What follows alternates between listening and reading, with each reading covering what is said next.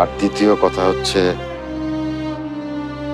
ওকে ক্ষমা করার কোনো এখতিয়ার এখন আর আমার নাই, না বাবা হিসেবে না শিক্ষক হিসেবে। ও এখন আইনের কাছে অপরাধী। আমাদেরকে কিছুই করার নেই প্রিন্সিপাল সাহেব।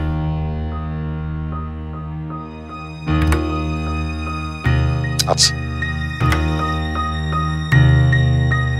তবে তার আগে জানতে হবে আমরা যেটা করতে চাই সেটা রুমি মানবে কিনা।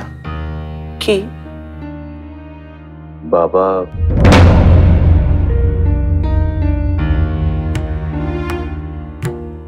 আমার সন্তানকে খুঁজে পেয়েছেন আপনি? পেয়ে থাকলে ভেতরে আসেন।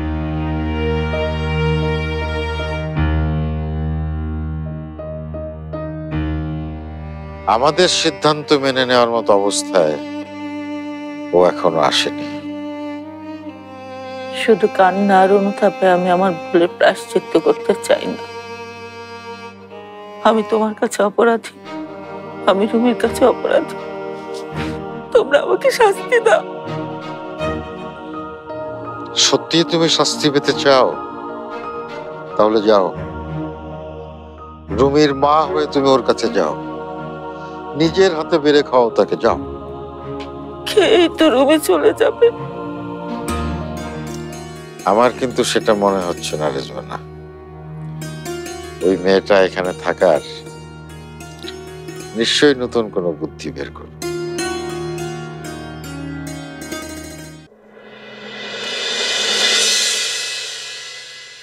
Thank you. চৈতি,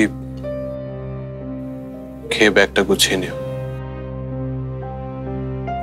আমরা যাব। তুমি খাবে না?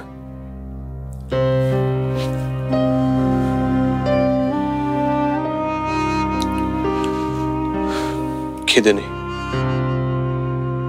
রুমি, খাবার ফেলে যেতে নেই, খেয়ে নে। আমি তো ভেবেছিলাম আপনার হাতের স্পেশাল গুড়া মাছের চচ্চড়ি খাবো। রাতে করে দেব। দাঁড়িয়ে আছিস কেন? বস।